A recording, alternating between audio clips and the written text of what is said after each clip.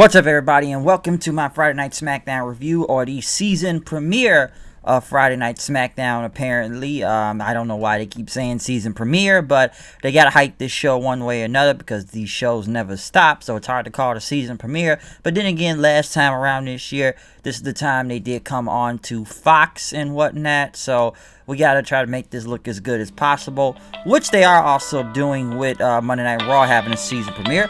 Looks like we got ourselves a phone call real quick.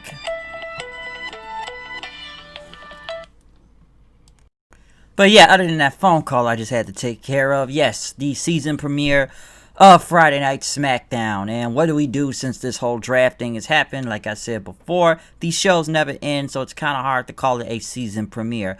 But we do kick it off with half of the new SmackDown roster on stage, with Triple H and Stephanie McMahon pretty much welcoming everybody to SmackDown as Triple H went over the entire card, basically, of everything that's going to go on tonight, from the New Day's final match on SmackDown to introducing some of the new roster. I kind of found it funny when he said it was going to be Jeff Hardy versus the Super Freak, and Stephanie says that Rick James, no, for Lars Sullivan, but it would have been funny if he said, "I'm Rick James, bitch," but I know that's not about to happen. But as they basically went through everything about the show tonight, Street Profits were walking down the aisle, but next thing you know, Rude and Ziggler attacked them. Next thing you know, you get a brawl with half of the roster on there beating up each other until Lars Sullivan came out. Sami Zayn got out of Dodge then. Sullivan just started throwing everybody around and whatnot. It's funny. I like when some people say the gay porn star Lars Sullivan came to the ring. That is funny. I will admit that. I don't care, man. I still find it hilarious. And like I said before, didn't this guy just get in trouble? I heard a few days ago about what he was talking to somebody's wife or something. Some people say, did this guy really learn? Or I don't know what this dude is on or where this push he's still getting on here. Because Jeff Hardy came out and attacked him, pretty much knocking him out the ring, which was the first match of the show. Basically, this was just to give Sullivan a win. Jeff did a twist of fate. Sullivan got up, hit him with the freak accident, so there you go. Do I really care about Lars Sullivan push right now? Not really. I don't, and I was just surprised he's back after all what's been going on around him. It's just it's like somebody told me one time that he's just it's just funny still with the gay porn star thing, because what he just basically a DL dude, he tried to keep it on the down low. So the down low, keep it on the down low, nobody has to know. Lars tried to keep it on the down low. Now everybody knows. Sing, ooh yeah. Just keep it on the down low. 'Cause you notice how this song goes. Ooh yeah. Right, I'm sorry. I just had to do that. That really that fit perfectly, man. Kale's Isley Brothers Chi-Town stand up. I don't care anybody say stop hating, but you know how that song go. But next thing you know, the New Day were out there, basically their final time together right now. So they talked about how they've been together for 6 years. They got emotional several times, as Wood said that both of these guys took a chance on him. He wouldn't even be here right now if they didn't. Kofi questioned his career back in 2012 until Woods and Big E approached him, and we could do something special here, and saying that, we are like brothers and everything. They talk about their moments from going against the Usos and being the longest reigning tag team champions and whatnot. But, Big E led one last, New Day Rocks chance before they did that match, and they were separate, going to be separated. So that was a nice moment right there. That was actually pretty cool. I'll give it that. Just because they've been a team for this long, and now they have to separate from each other and be on different shows. That was a nice moment, which, and it felt genuine, too. It really did feel genuine. But next thing you know, Caleb Braxton was interviewing the Bar, which I should say in a way are back together for one night also, since Sheamus is being moved to Raw, and Shinsuke Nakamura, saying that, they're going to give them the send-off they deserve, that they're going to take them out, so it's going to be no more New Day. One thing I will say, they did a lot of NFL clips on this show of, they got to promote Fox NFL and wrestling. So, they brought guys like Terry Bradshaw and Tony Kurt in, just to talk about wrestling, which I don't think any of these guys care. They did this last year, I remember, too. and whatnot with the NFL, but I don't think a lot of people cared about it. As for the six-man tag, though, between New Day versus Nakamura, Cesaro, and Sheamus, a good six-man tag, I'll say that. It was good. Sheamus obviously going to Raw and everything. Well, he's going to be there, so like I said, a lot of these guys are being separated, whatnot, but the New Day got the win with the Midnight Hour after that. Got another phone call, man. I'm getting all these phone calls tonight.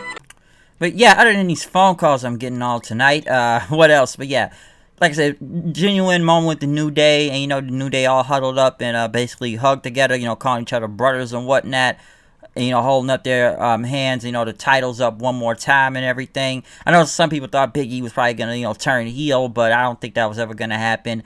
But, I said it before last week, I still think this is the best option to separate the New Day.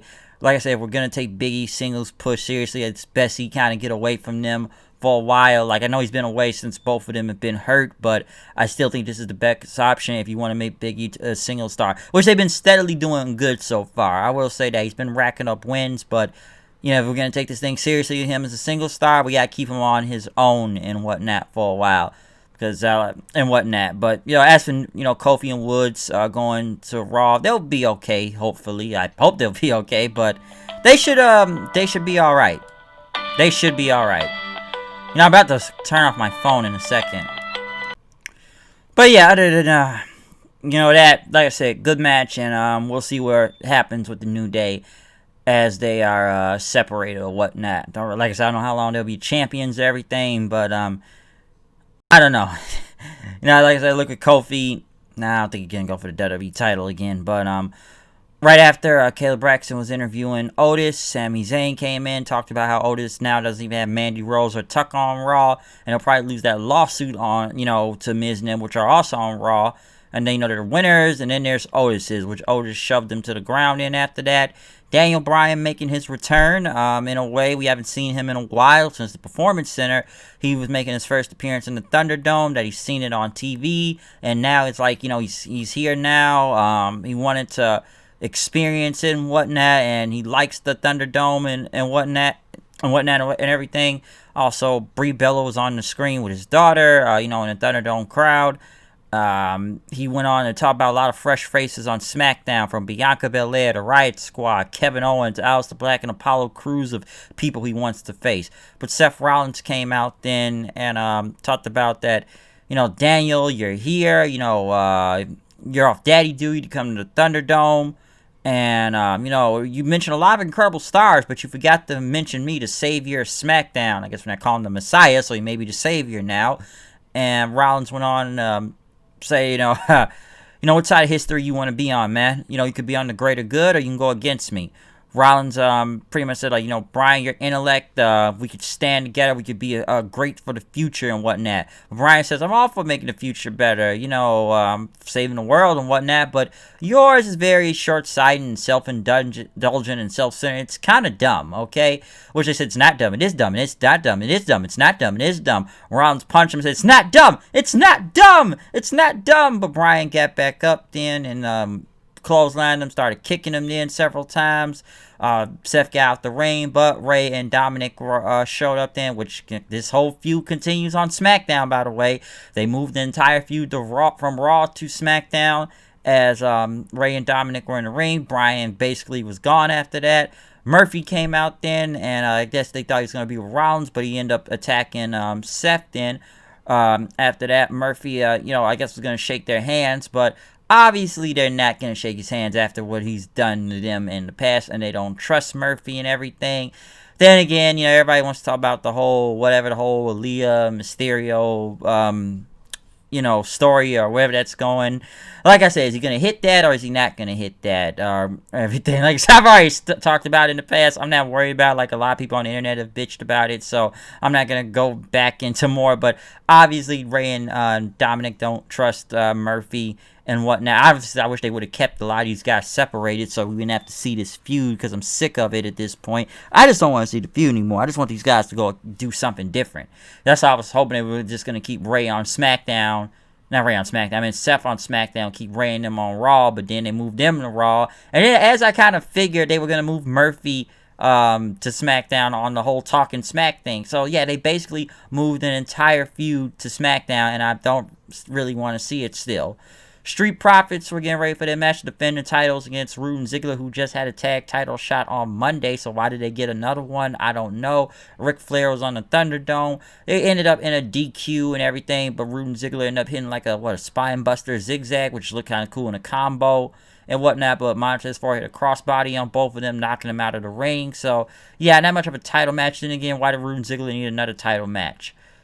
Sasha Banks and Bayley came out for their contract signing at Hell in a Cell. Sasha, which I didn't think was that good of a promo and everything, but told Bayley that she's been waiting for a long time for this, that I'm going to get you this time. Bayley said she's going to get rid of Sasha and continue her run as the longest reigning champion, since she is over 365 days for over a year now. Hey, and she's the number one woman in the PWI right now, last time I checked the other day, so yeah, Bayley's on top of the world right now. But Bayley talked about, I had to do all this on my own. But Sasha said, listen, you've crossed the line and everything. And listen, I've done a lot for you. That when you were left behind in NXT, who called you and talked about the whole tag titles thing. And Sasha said she's going to end her at Hell in a Cell and take the title away from her and whatnot. Bayley got up with her chair and everything, and basically just pushed the contract towards Bayley. But Sasha says, you may be running away now, but you're going to sign that contract come Hell in a Cell. So Bayley did not sign the contract yet, okay? And everything. So I guess we may have to see what happens next week with that. But I guess she's still trying to get her to sign it for the Hell in a Cell match, which honestly, what is Sasha? Like, she's been in 2 Hell in a Cell matches and hasn't won one yet. Can she win it the third time? I don't know. But in the main event, though, we got Braun Strowman versus Roman Reigns for the Universal Championship. Why Braun Strowman has a title shot, I have no fucking clue, okay? And then again, this guy's on Raw now and everything. So we'll probably see him on Raw Underground. Then again, there is no more Raw Underground, apparently. Which, I'll say one little quick thing about that since I've heard it ended now. I thought that was a good concept, and I didn't mind it. I actually didn't mind it. But once Medusa and Lance Storm wanted to bitch on the internet and take away the dancers, it went downhill from there, and it lost that gritty, dark Fight Club atmosphere to it. I was digging it in some ways, but yeah, after they took the dancers away, it went downhill because some people had to go online and bitch and moan and cry about it. So yeah, they can go fuck themselves or anybody else that bitched about it too, especially with the whole dancers thing. But Strowman went against Roman. Roman basically damn near killed him out there, if you ask me. The match was good, but Roman was never losing the belt. But Roman did win with a submission hold, though, okay? He ended up hitting him with a guillotine choke, choking out Strowman, which caused him to tap out then. Jey Uso came out then, and Strowman tried to get up. Reigns speared him. Uso stared, and Reigns told him to get in the ring. Uso took his time, Jay, but Heyman gave Reigns a chair, and then he says, listen, man, this is how we feed our family, okay? Basically, you got to take the bones out. Like, you got to do what you do to get to the top. Reigns says, I didn't want to do the same. I love you, man. I want to do this to you and everything, and just imagine what I can do to you, making, Strowman an example and everything. There's basically, Strowman's a sacrifice lamb right now, and Reigns, started hitting him with chairs several times. Referees tried to stop him and everything, but Reigns scared them off. And then he says, "Come on, man! I would never hurt you and everything." And Reigns said, "Uso, you embarrassing me right now. You need to prove yourself. All right, you need to prove yourself, Jay." And Reigns, gave him the chair and everything, and he kicked the chair to him, and you gotta do this for the family and everything.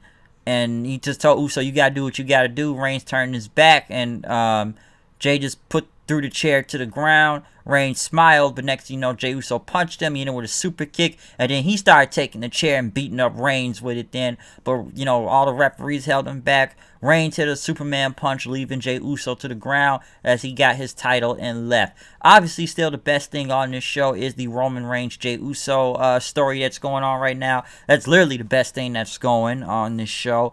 Everything else, to be honest, was okay, I should say. I would say this is probably a better episode of SmackDown and whatnot. But, everything else from, the tag title thing wasn't really much. The New Day's final match on SmackDown, which was a genuine moment. I didn't mind that. That was actually pretty good since, they're going to be separated. Bryan and Seth could be an interesting match if that happens in the future, if we can get past this whole Rey Mysterio-Seth storyline one day. Sullivan and Jeff Hardy was whatever, Sullivan, gotta keep it on the down low. 'Cause nobody has to know, but everybody knows.